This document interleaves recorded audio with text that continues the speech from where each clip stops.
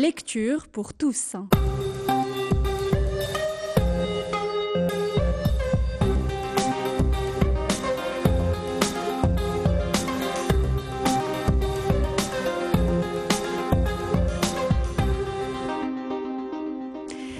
Bonsoir à tous et bienvenue dans votre dernière chronique de l'émission Lecture pour tous qui explore les livres et leurs auteurs à travers des échanges riches et passionnants. Et aujourd'hui, nous avons le privilège d'accueillir un écrivain dont l'œuvre nous transporte au cœur des montagnes du Moyen Atlas marocain, Monsieur Mohamed Ait Belhassan, auteur de l'ouvrage Le loup qui vit en moi et qui nous plonge dans son enfance, ses racines amazighs et son lien profond avec la nature, tout en nous offrant une réflexion intime sur l'éducation, la résilience et l'importance de l'héritage culturel. Un roman à la fois personnel et universel qui raconte l'histoire d'un jeune garçon grandissant dans un village rural au cœur d'un Maroc en mutation et comment ses premières expériences, notamment sa passion pour l'électronique, ont forgé son identité. Bonsoir Mohamed Ait Belhassan et bienvenue parmi nous. Bonsoir, merci encore une fois de l'invitation. Merci. Ça fait plaisir d'être sur les ondes du Chine Inter, cette station radio appréciée par la jeunesse. Merci à vous, c'est un plaisir de vous recevoir parmi nous et merci de venir, de vous déplacer au studio. Alors on va parler de votre livre Le loup qui vit en moi. Exact. Première question, pourquoi le loup ? Pourquoi le loup ? Très bonne question. Merci. Un loup, vous savez, c'est une incarnation pour moi de cet animal qui a la capacité de s'adapter à des environnements qui sont des fois délicats. Mm-hmm. Et en même temps, c'est un animal qui m'inspire parce qu'il est totalement autonome et indépendant dans la nature. Mm-hmm. Et vous savez, on a souvent tendance à s'inspirer d'animaux comme un lion ou d'une grandeur comme un éléphant, etc. Mais il y a des animaux qui ont des qualités très, très inspirantes dans la vie. Et moi, notamment, le loup, parce que je suis né et élevé à Imouzer. Donc, on voyait le loup sur les montagnes. C'était un animal qui m'inspirait trop. En même temps, ce roman, c'est à la fois une autobiographie, pour installer le décor, qui parle de mon enfance, que j'ai qualifiée d'enfance sauvage, justement, parce que je suis né dans les montagnes. La nature et les montagnes, c'était mon terrain de jeu. Mm-hmm. Et du coup, voilà, c'était un livre qui est à la fois un voyage émotionnel et en même temps dans le temps. D'accord. Il y a beaucoup de métaphores. C'est de la nostalgie à une époque où, par exemple, il était marqué par les tempêtes de neige récurrentes dans la région. Il y avait de la mère nature, il y avait de la verdure partout. Mm-hmm.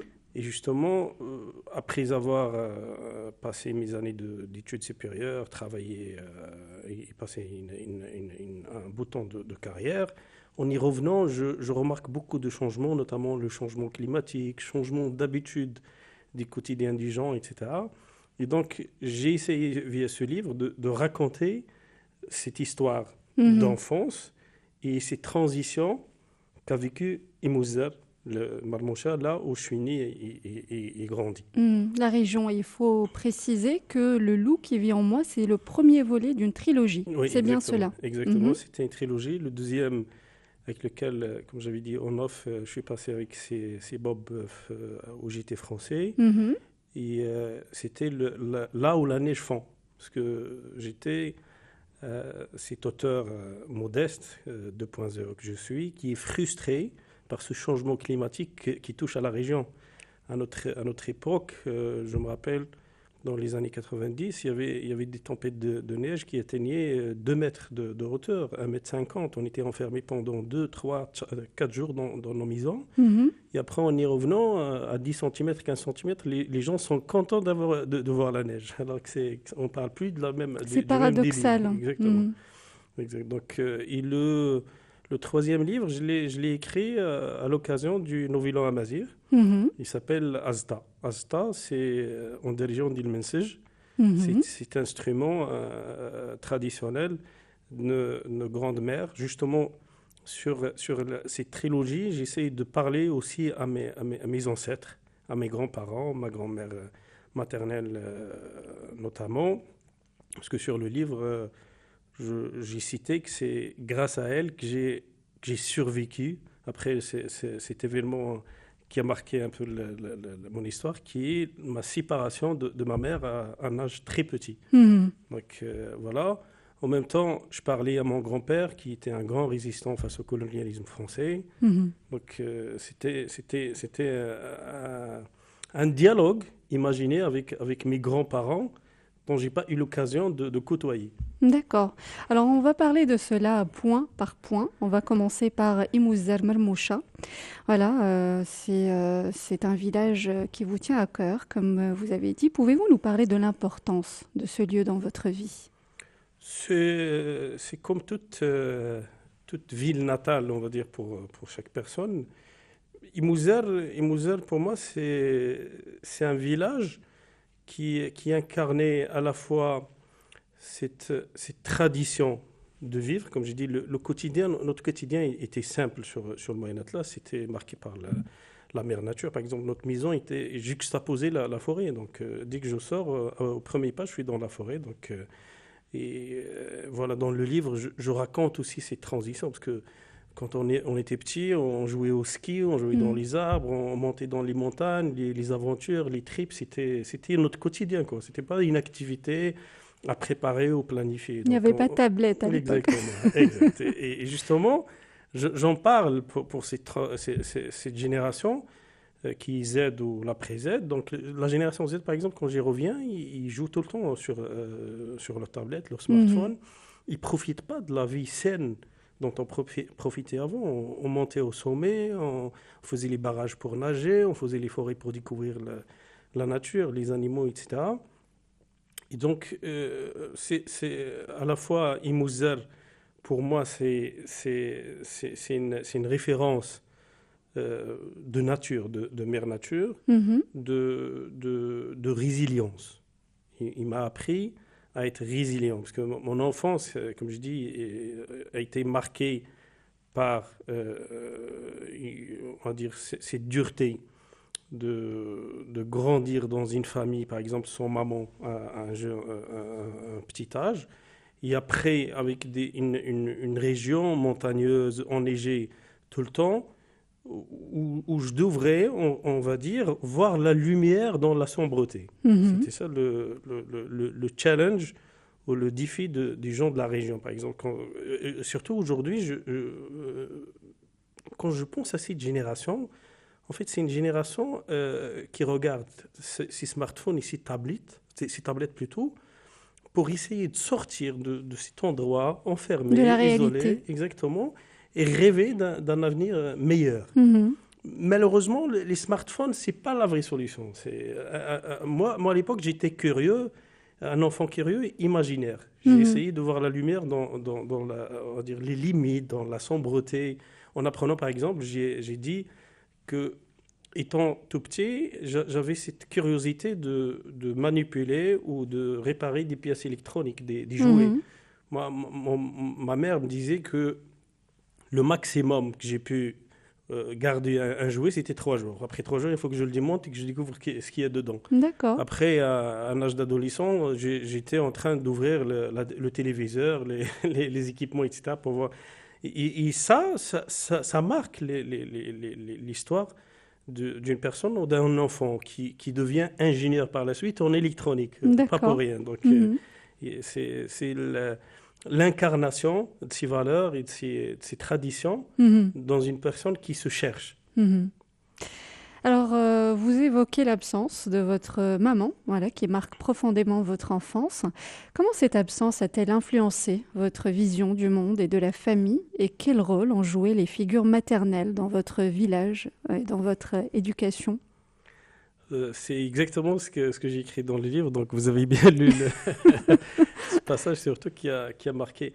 En fait, ma mère a été déplacée à Fès à l'époque, puisqu'il n'y avait pas de dispensaire ou d'hôpital équipé. C'était un village à l'époque, Imouzer, un village isolé. Il avait une crise de nerfs, donc il devrait être hospitalisé, c'était à Fès pendant 2 mois. Mhm. Et j'avais que 8 mois.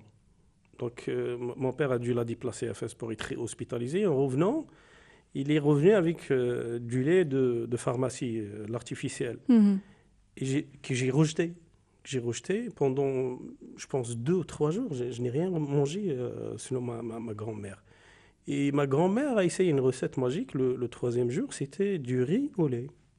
Au lait À 8 mois? pasteurisé à 8 mois. D'accord. À 8 mois. Mhm. Il m'a dit, tu l'as accepté dès le premier coup. Mhm. Contrairement à... Parce qu'il s'attendait à ce que j'en passe, quoi. Donc, parce que je mange rien de mes journées. Mhm. Je passe mes journées à pleurer ma mère. Donc, voilà. C'est ça pour créer la transition. Cette histoire m'a marqué parce que on me raconte que j'étais élevé entre 3 maisons. Et donc, quand on me demande des fois pourquoi est-ce que je suis sociable aujourd'hui, c'est en fait grâce à ça. Il y avait 3 maisons de voisins et en fait, ça je l'évoque aussi à haut niveau parce que à l'époque, je me rappelle, les voisins Mhm. éduquaient les enfants.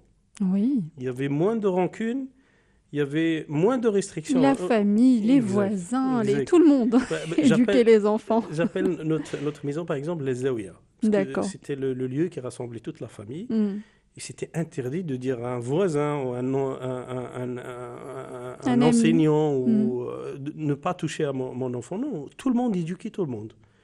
Et du coup, voilà, ça a marqué mon enfance parce que j'étais entre 3 maisons Mhm. et j'étais bien accueilli. C'était un accueil chaleureux sur toutes les 3 familles. Mhm. Il y a une anecdote dans un passage où je me déplace dans la maison d'un voisin qui faisait des travaux de réaménagement. Mhm. Donc, je mettais ma semelle sur un béton qui était toujours frais. Mhm. Il a dû garder les traces de cette semelle jusqu'à ce que je grandisse pour qu'il me montre, regarde ce que... Les rancuniers, hein. Ça m'a fait plaisir. Donc, ça, c'est marquant. Aujourd'hui, c'est triste. Touche pas à mon enfant. Il faut que l'enfant soit prudent des voisins, des fils de voisins. Mais les temps changent, comme on dit, malheureusement. Oui, je comprends les parents aujourd'hui, mais il faut pas avoir cette psychose encore Mhm. de notre environnement. C'est vrai, il y a plus de psychopathes, plus de rancune, plus de... Il faut pas... La nature aussi a un rôle à Mhm. éduquer la personne. Quand je dis que j'ai appris on va dire, cette capacité de résilience, d'adaptation aux conditions, c'est grâce à la nature, c'est grâce à l'environnement. Mhm. Aujourd'hui, il ne faut pas couper ce lien avec la mère nature ou avec notre voisinage. On peut Notre pas vivre. entourage. Exact. Mhm. Vous avez raison. Alors, votre roman est aussi un hommage, comme je l'ai évoqué au début, à vos racines amazighes et à la résistance de vos ancêtres à la colonisation française. Quel rôle a joué l'héritage de votre grand-père dans votre éducation et surtout dans votre perception de l'histoire? C'est un héritage très lourd. Parce Mhm. que quand on grandit d'une famille qui nous raconte d'une personne qui a marqué l'histoire de la région face au colonialisme, Mhm. ça responsabilise l'enfant qu'on est à l'époque Mhm. et la personne qu'on devient par la suite. Parce que à la fois, il faut être fier de ses racines Mhm. et essayer d'honorer ses racines par la suite en grandissant. Par exemple, moi, quand j'écris ces livres, c'est pour rendre hommage à mes ancêtres Mhm. et d'une façon implicite d'essayer de contribuer par ce que je peux justement, soit à l'hommage ou au développement de la région, là où je suis né, grâce à mon expérience ou ma carrière. Mhm. Parce que pour moi, c'est des messages pas forcément politiques derrière un roman, mais j'essaye, je ferai de mon mieux, roman après roman, je vais encore, j'ai l'envie d'écrire encore des livres dans ce sens, Mhm. dans cette série du Moyen Atlas, où j'essaye d'attirer l'attention, on va dire, des gens, d'essayer c'est une invitation à la fois au tourisme, c'est une sonnette d'alarme. Regardez, il y a de la sécheresse, il y a il y a du changement climatique. Il faut s'adapter à ces conditions climatiques, etc. Mhm. Et du coup, cet héritage, c'est une chose qui devient incarnée dans notre personnalité par la suite. C'est un héritage moi, dont je suis fier. Mhm. C'est vrai que c'est lourd, mais pour moi, ça me donne cette envie de rendre hommage, de mettre en valeur ces traditions, ces valeurs. Parce que moi, mes grands-parents sont partis, mais pour moi, avant qu'ils partent, il y a eu une transmission de valeurs. Il y avait une transmission de traditions et comment dirais-je, ils ont essayé de nous apprendre ce qu'il y a de mieux dans leur époque. Ils nous ont appris aussi d'aller se chercher dans notre époque moderne. Mais par exemple, quand je reviens sur notre génération, c'est une génération qui tient bon à des valeurs dans la vie. Ils ont des principes dans la vie. Aujourd'hui, on a une génération que je qualifie d'une génération sandwich. Sandwich dans le sens, c'est pas pour les critiquer moi sur les livres, je pense que c'est une génération smart, c'est une génération qui a envie d'apprendre, etc. Mais ils brûlent les étapes. Ils veulent atteindre les sommets sans galérer. Il y a l'e-commerce, il y a le marketing, il y a l'intelligence artificielle. Ils sont bouleversés par les événements et du coup, ils cassent tous les codes dont on se souvient. Oui. Donc aujourd'hui, vous avez raison. Quand je regarde, et c'est pas pour les critiquer, pour moi, il faut aller vers cette génération, essayer de la comprendre, essayer d'absorber sa frustration pour l'envelopper. Il ne faut pas que cette génération nous échappe. Je le dis de toute responsabilité, parce que c'est un malheur. Et c'est pas, comme je dis, ils sont bouleversés. C'était pas un choix. Quand on grandit en apprenant des smartphones, des tablettes, après il y a l'e-commerce, on te dit tu n'as pas besoin de faire tes études, tu n'as pas besoin de faire une carrière classique comme ce qu'on fait pour atteindre, on va dire, des fortunes, pour atteindre des sommets. Bah, ils sont bouleversés, ils n'ont qu'à suivre, on va dire, la tendance. Ah, ça ressort, comme on dit. Alors malheureusement, il nous reste quelques secondes, le temps passe très très vite avant la fin de l'émission. L'épilogue de votre livre traite, comme vous avez dit, de votre héritage et de votre volonté d'allier tradition et innovation dans votre vie. Comment votre passé et vos valeurs influencent-ils votre travail aujourd'hui, en quelques mots? J'essaierai. J'essaie, comme je dis, à ma façon de contribuer au développement de ma région natale, là où je suis né, comme étant cet enfant qui est né dans une société traditionnelle, mais qui a appris à se moderniser. Donc, mes choix ou mes décisions sont marquées par le raisonnement, par la responsabilité civique. J'essaierai on va dire, de contribuer à ma façon, avec ce que je peux, d'une façon qui est caractérisée par la sagesse et par l'intérêt global et général de la région. Merci infiniment, Mohamed Ait Belhassan, pour votre participation à l'émission. Et puis, on vous dit à très bientôt pour d'autres actualités, pour d'autres ouvrages. Inch'Allah. C'est un plaisir pour moi de vous avoir accueilli. Voilà, c'était avec nous l'écrivain Mohamed Ait Belhassan, auteur de l'ouvrage Le loup qui vit en moi. Et sur ce, eh bien, on arrive à la fin de Chaîne Interculture. Je vous souhaite une excellente suite des programmes sur Chaîne Inter et à demain.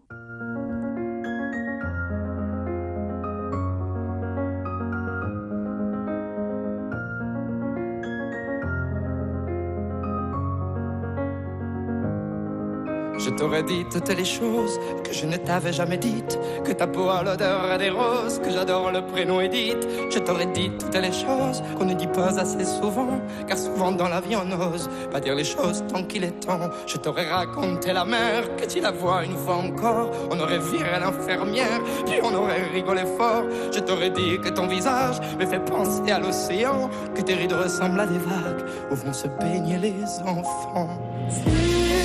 J'avais su, en partant ce soir-là, si j'avais su que le temps n'attend pas, oh, si j'avais su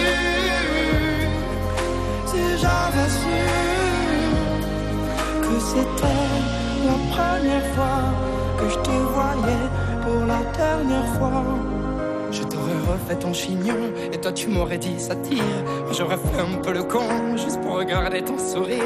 Je t'aurais promis de faire une chanson qui raconterait comme t'étais belle, qui raconterait comme on est con, croire que les gens sont éternels. Et puis je t'aurais serré si fort qu'il y aurait des marques à ton cou. Je t'aurais regardé encore et puis je t'aurais regardé surtout. Je t'aurais enfermé dans mes yeux, j'aurais capturé ton parfum. Je t'aurais dit au revoir un peu mieux, puis j'aurais menti à demain.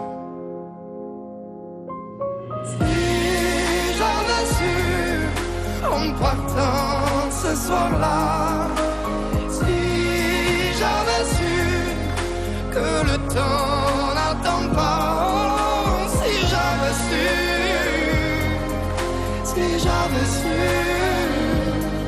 que c'était la première fois que je te voyais pour la dernière fois. Je me serais dépêché de t'aimer comme l'on court après la vie, car on n'aime jamais assez. Je t'aurais dit je t'aime aussi. Les mots faut pas qu'on les conserve, faut les distribuer à la ronde. Sinon les mots, à quoi ils servent? À part à décorer les tombes. Si j'avais su en partant ce soir-là, si j'avais su que le temps n'attend pas,